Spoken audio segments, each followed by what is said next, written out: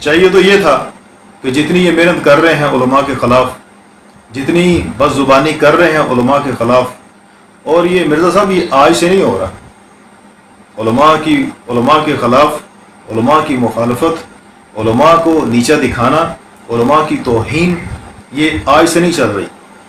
یہ میں آپ کو بتا دوں، یہ منگولوں کے زمانے سے، یہ تاتاریوں کے زمانے سے، یہ انگریز کے زمانے سے یہ ساری محنتیں چلتی چلی آ رہی ہیں. آپ نے کوئی نئی آواز بلند نہیں کی. یہ قادیانی، یہ آج تک ان کی محنت یہی ہے. مرزا مسرور کے الفاظ ہیں یہ کہ جب تک مولوی ہے پاکستان کے اندر، ہماری وہاں ایک بھی نہیں چلنے والی. تو مرزا صاحب جب تک ایک مولوی زندہ ہے، یاد رکھنا آپ کی دال نہیں گلنے والی. تو اللہ کی مدد ہے ان علماء کے ساتھ. یہ اللہ کے رسول کے نائب ہیں، وارث ہیں، یہ قرآن کے محافظ ہیں، یہ حدیث کے محافظ ہیں. ہاں، یہ اس دین کی بہاریں میں نظر آ رہی ہیں، یہ دین کے جو باغ اور باغیچے میں نظر آ رہے ہیں، یہ دین کے ہمیں یہ خوبصورت یہ پھول اور پھل اور یہ خوشبوئیں بکھرتی نظر آ رہی ہیں.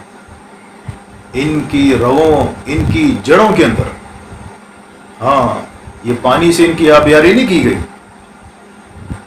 علماء کے خون سے ان کی آبیاری کی گئی ہے. علماء کا خون ہے پاکستان کی بنیادوں کے اندر، علماء کا خون ہے پوری دنیا کے اندر. جو اس وقت اسلام آپ کو نظر آ رہا ہے، اس کی جڑوں میں علماء کا خون ہے. کس کو مٹانے چلے ہو آپ؟ کس کی مخالفت آپ کر رہے ہو؟ قرآن کے ایک ایک لفظ، ایک ایک حرف، ایک ایک شد اور مد، زیر اور زبر کی حفاظت کا ذمہ خود اللہ نے لیا ہوا. تو جن کی فضیلت قرآن کے اندر ہو، انما یخشی اللہ من عبادہ العلماء. مرزا صاحب اللہ سے ڈریں. یہ آیتیں نہیں پڑھتے آپ، دھوکہ دیتے ہیں امت کو. یہ بھی آیتیں پڑھ کے سنایا کریں جن میں علماء کی فضیلت ہے. ہاں، اللہ فرماتے عالم اور جاہل یہ برابر نہیں ہو سکتے. احادیث کے اندر کتنے فضائل ہیں، سینکڑوں احادیث ہیں اس کے اوپر، 20 آیات ہیں اس کے اوپر، علماء کے فضائل کے اوپر. کیوں نہیں پڑھتا یہ؟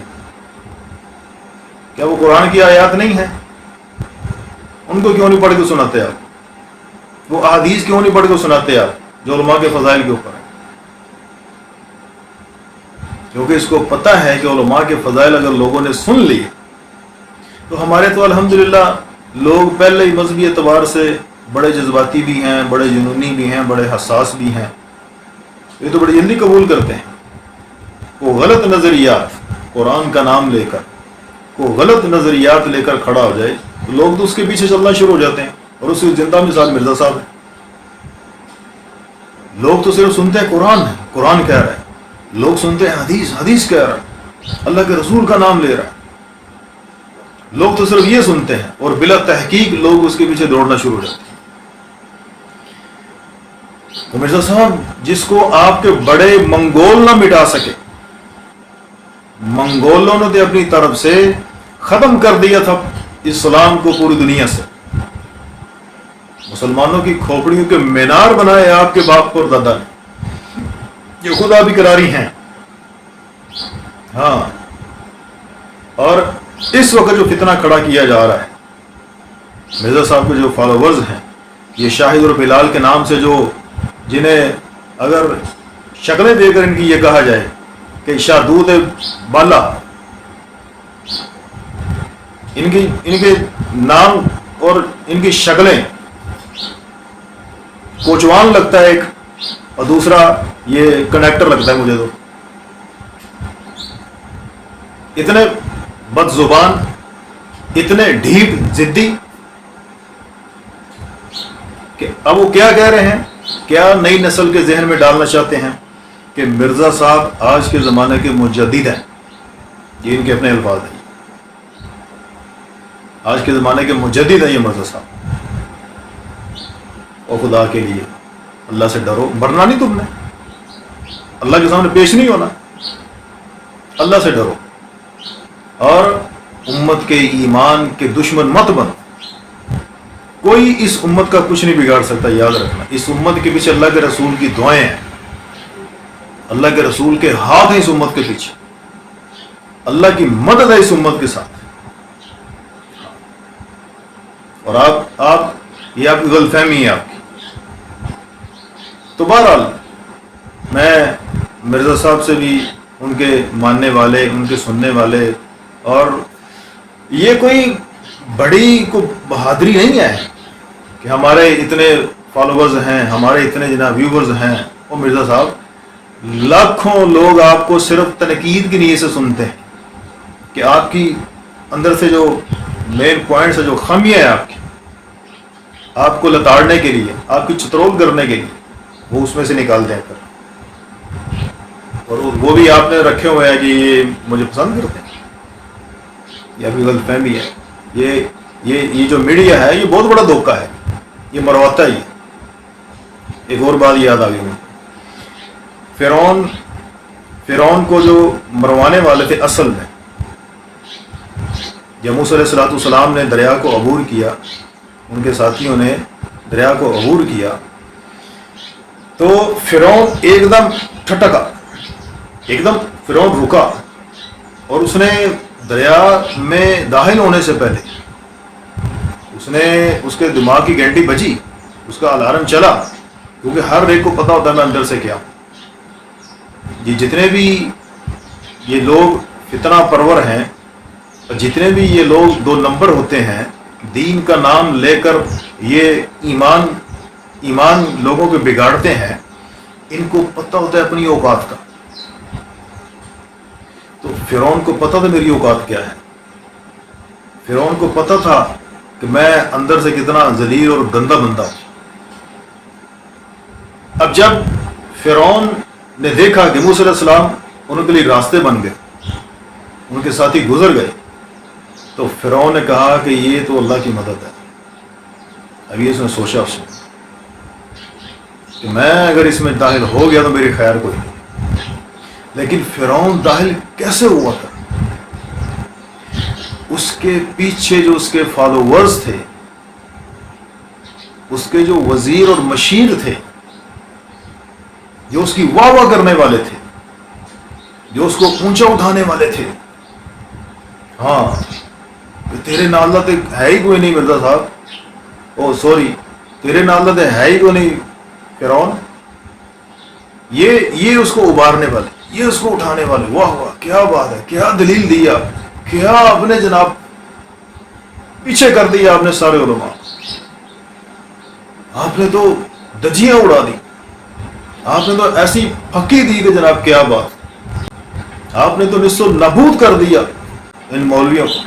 یہ پیچھے واہ واہ کرنے والے وزیر اور مشیر یہی فرعون کے پیچھے تھے.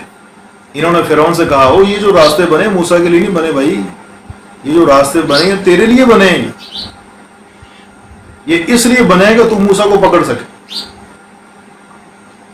چلو اندر چلو. اب انہوں نے فرعون کو ابارا. اب فرعون تو سمجھ رہا تھا میں اس قابل نہیں, لیکن جب پیچھے سے دھکا لگا نا واہ واہ کا, جب پیچھے سے جناب شور اٹھا, کیا بات ہے, یہ ہمارا جو خدا ہے, ہمارا جو رب ہے فرعون, یہ تو راستے اس کے لیے بنے ہیں, یہ تو اس کی مدد ہوئی ہے تاکہ وہ اپنے دشمن موسیٰ علیہ السلام کو پکڑ سکے. تو آج مرزا محمد علی جیلمی صاحب کو مروانے والے ان کے فالوورز ہیں, ان کے نام پر اپنے چینل چمکانے والے, ان کی تعریفوں کے بے جا پل باندھنے والے. مرزا صاحب عقل مند ہیں, آپ عقل مند ہیں, ذہین ہوشیار ہیں آپ کی آنکھوں سے ہوشیاریاں اور چلاکیاں نظر آتی ہیں. ہوش کے ناخن لیں, ہوش کے ناخن لیں, اللہ سے ڈریں. کوئی آپ کے علم کی سند کوئی نہیں, اور پھر بھی آپ بے لگام گھوڑے کی طرح دوڑتے چلے جا رہے ہو کہ جس راستے پہ آپ چل رہے ہو یہ راستہ ساری امت نے اختیار نہیں کیا, یہ امت کی مخالفت کا راستہ ہے. آپ نے صلوات والسلام سے آپ نے فرمایا کہ بنی اسرائیل کے اندر 72 فرقے بنے, میری امت میں 73 فرقے بنے, اور اس میں ایک فرقہ آپ کا بھی شامل ہو گیا. اور صحابہ پوچھنے لگے یا رسول اللہ ہمیں کیسے پتہ چلے کون حق پر ہے کون باطل ہے؟ کیوں یہ سوال کیوں کیا صحابہ نے کہ جتنے بھی فرقے ہوں گے وہ سارے مسلمانوں سے ہی ہوں گے, اور ان کی جو دلیل ہوگی اور قرآن اور حدیث ہی ہوگی, وہ قرآن اور حدیث سے ہی اپنا موقع بیان کریں گے. اب دیکھ رہے جتنے مسلمانوں کے اندر اس وقت فتنے کھڑے ہوئے ہیں وہ قرآن کے اندر سے اپنے آپ کو ثابت کرتے ہیں, وہ حدیث کا نام لے کر اپنے آپ کو ثابت کرتے ہیں. تو اللہ کے رسول نے یہاں مسئلہ حل فرمایا. آپ نے فرمایا جو میرے اور میرے صحابہ کے طریقے پر ہوگا, میرے اور میرے صحابہ مستند ہیں. یہ حدیث کی اسناد تو بعد میں لکھی گئی, صحابہ مستند ہیں, صحابہ جنہوں نے براہ راست اللہ کے رسول کو دیکھا اپنی آنکھوں سے, ان کا عمل مستند ہے, ان کا عمل گارنٹیڈ ہے, ان کا عمل پاسڈ ہے. تو صحابہ کو ہم دیکھ کر چلیں کہ صحابہ نے اللہ کے رسول کی اس بات کو کیسے سمجھا. 1450 سال بعد آپ اپنی عقل کے گھوڑے دوڑا رہے ہو صحابہ کے سامنے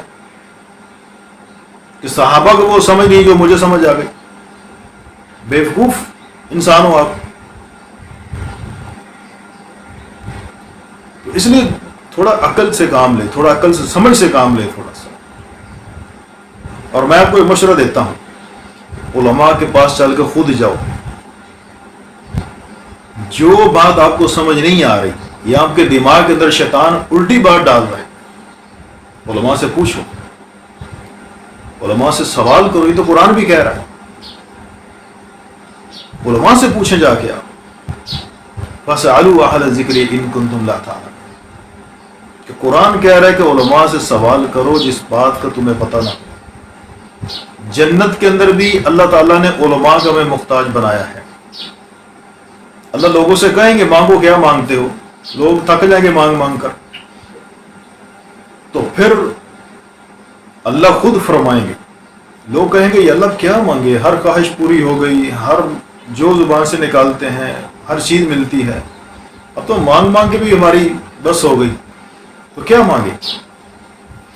تو پھر اللہ فرمائیں گے جاؤ اپنے علماء کے پاس, اپنے علماء سے جا کے پوچھو. وہاں بھی اللہ نے علماء کا محتاج بنایا ہے, وہاں بھی اللہ تعالیٰ نے علماء کے فہم کا محتاج ہمیں بنایا ہے. جنت کے اندر بھی پوری کامیابی نہیں ملے گی جب تک علماء کے پیچھے نہیں چلیں گے. تو پھر لوگ اپنے علماء کے پاس جائیں گے. میں یہاں تھوڑا فراغ دلی کا مظاہرہ کرتا ہوں.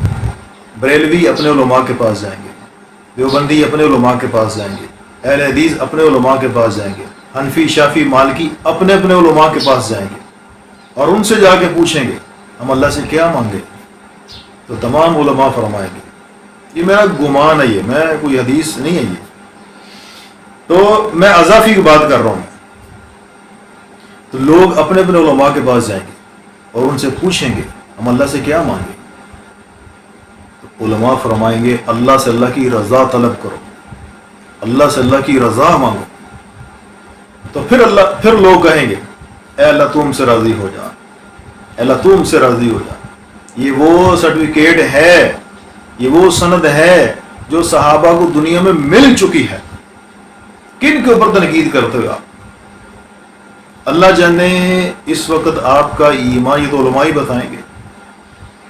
علماء کافر بناتے نہیں ہیں, علماء کافر بتاتے ہیں. علماء صرف یہ بتاتے ہیں کہ یہ آپ کے جملے, یہ آپ کے قول, یہ آپ کے الفاظ, یہ آپ کی تحریر, یہ اسلام کی روح کے خلاف ہے, یہ شریعت کے خلاف ہے. علماء کافر بناتے نہیں ہیں, علماء کافر بتاتے ہیں کہ بھائی یہ حدیں ہیں اسلام کی, ان کو عبور نہ کرو ورنہ کفر میں داخل ہو جاؤ گے آپ. تو یہ قصور ہے علماء کا, احسان ہے اس امت کے اوپر علماء کا. تو میں اگر یہ شروع کر دوں گنوانے تو میرے خیال میں قیامت آ جائے, لیکن علماء کے احسانات اس امت کے اوپر ختم نہ ہوں, علماء کی قربانیاں ختم نہ ہوں.